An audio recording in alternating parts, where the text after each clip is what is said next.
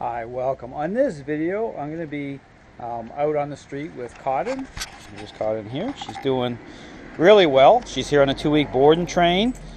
And as we're advancing along here, okay, we start to increase expectations. So again, I'm going to be out on the street here, just in a more distracting area with more activity, more things happening. Vehicles going by, people outside. And so here, what you see is I have her on a flat collar at this point.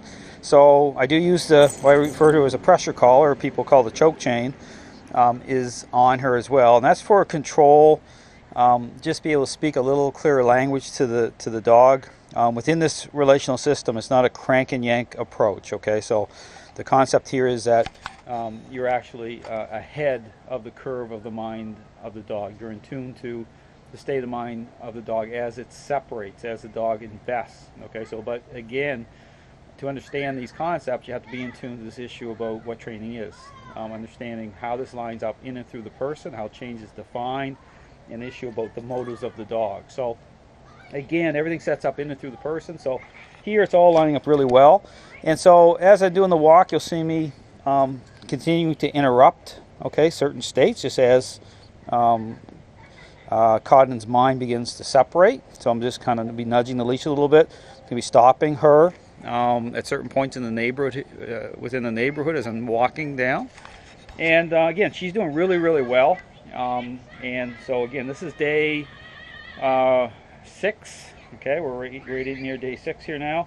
And again, doing really good. So anyway, I'm going to start to move with her. And again, you'll see me again, keeping her right beside me. That's important. So position, it's mind and body. So it's really important to maintain the position, okay? What people call the heel position, but within the system, it sets up change. It's like the staging area.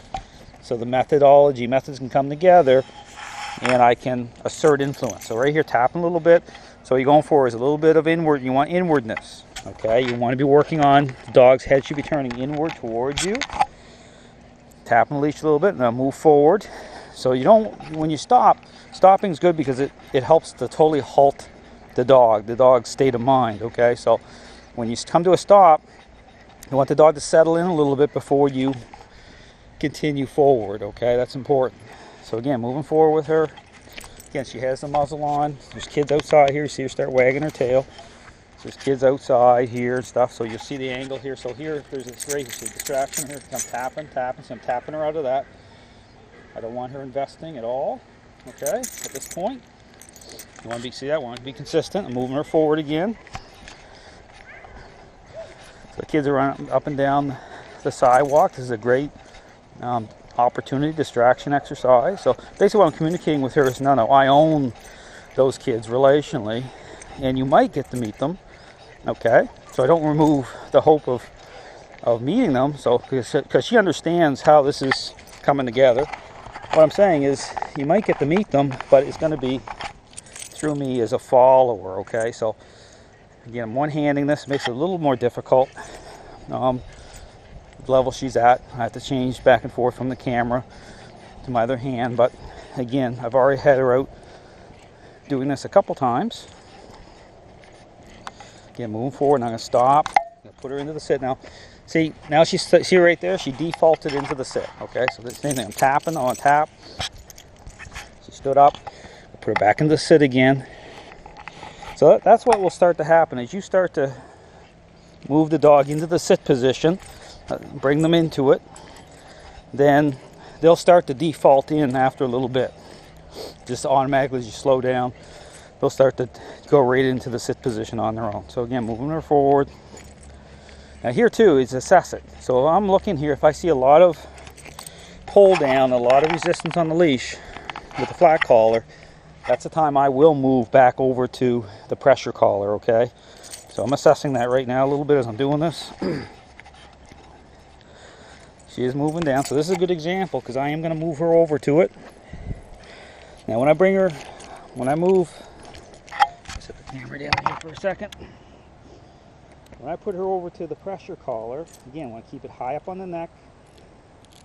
I'm going to do this just so I can speak a little bit clearer language to her. Give me some control.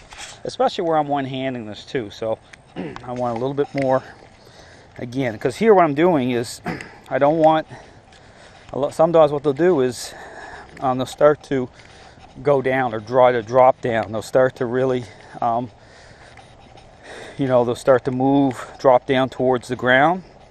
Their body, you want to interrupt that. You want to start to get them up. So you want to tap the leash here. The pressure collar lets me kind of communicate that up, get her up here a little bit. Again, moving through the neighborhood.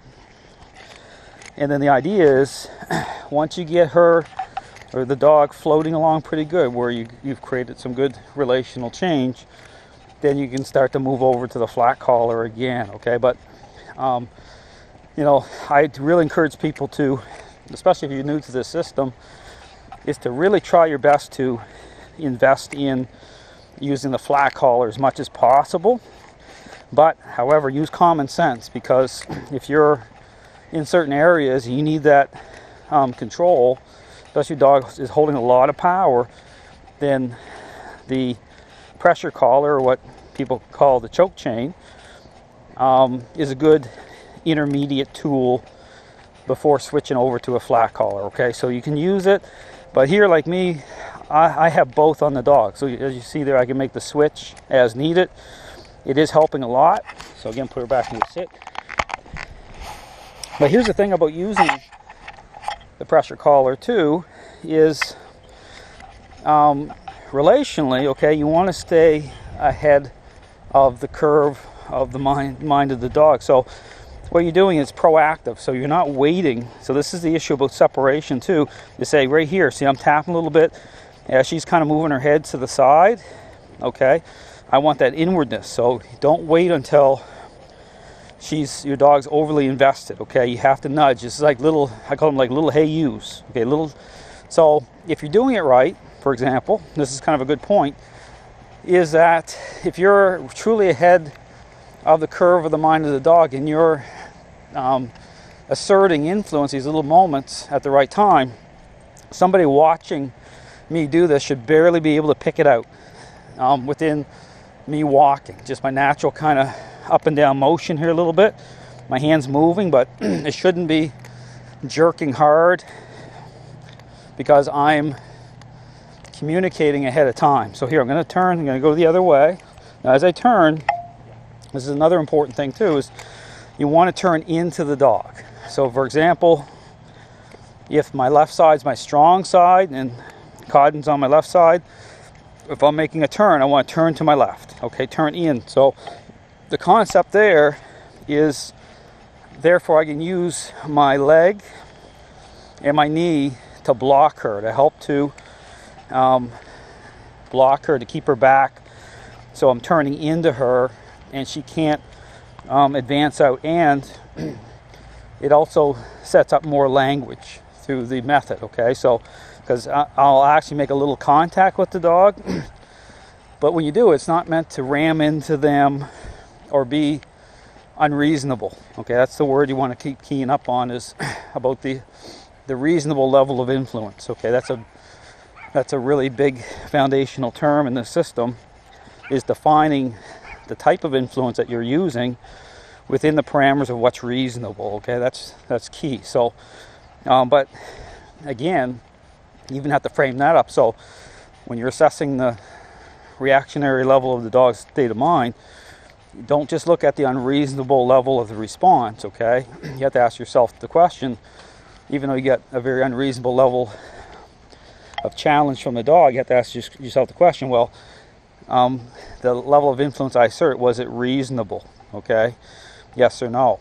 And sometimes that's a hard thing for people to ask, especially if they're into a corrective type of approach, because then the problem with that is you're waiting too long anyway.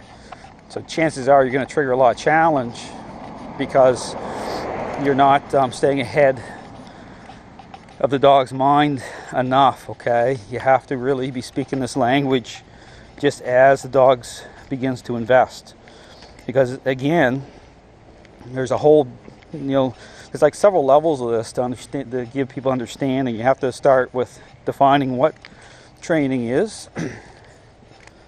And then from there, how change sets up. And then from there, the type of influence that promotes change, and then the reaction levels of the dog's mind. So there's a whole series of things here. Just understand as you're doing this, you have to key up on. You have to really invest in the system fully to understand. Otherwise, you may miss some points with this. So again, back into the sit. I'm going to one-hand this, pushing on her bum. Switched over to both hands here. Just tap. So here I can stand right here like this. Just take my time. Now this is an important point too. Is like when you're doing this, you know, when you stop, it gives you an opportunity to reset yourself. Just take a deep breath, gather yourself, calm down. Always maintain control. So if I'm doing the method right, I'm always in control. Okay, don't ever let yourself get out of control. So that's where the leash is important. Let the leash do a lot of the work for you.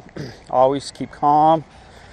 For example, if I see down there's a whole bunch of, there's a party going on with some kids or whatever, I may decide, okay, that's a good little training scenario. I could walk right through it, or, you know, based on the level of control and power, say, Codden's holding, is it better for me to walk on the other side?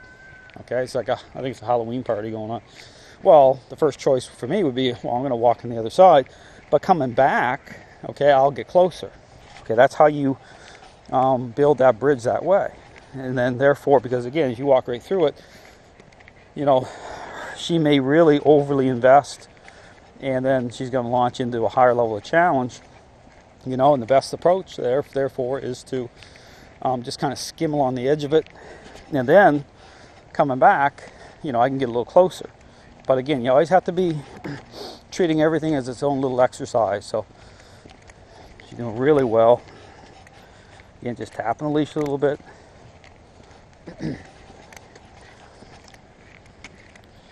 Moving along. Great night for this. Really getting cool out here now in Florida. So temperature's great. Just tippy-toeing around the evening hour here. And tapping the leash. Going back up into my yard. And then finish off. Put her back into the sit. Good.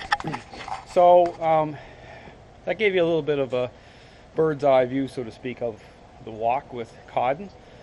She's doing really well. Again, you know, when you're doing this, having this type of, I call it a relational walk, it's important, okay? But it's important to make sure that it sets up the way that I'm doing it, that you make sure the dog's beside you, you know, be in tune to the dog's state of mind. You want to make sure that you're applying the leash technique properly, that you're interrupting levels of investment, and you know, and so when you're building the walk back, don't look at distance. You know, look more at where the mind of the dog is traveling. You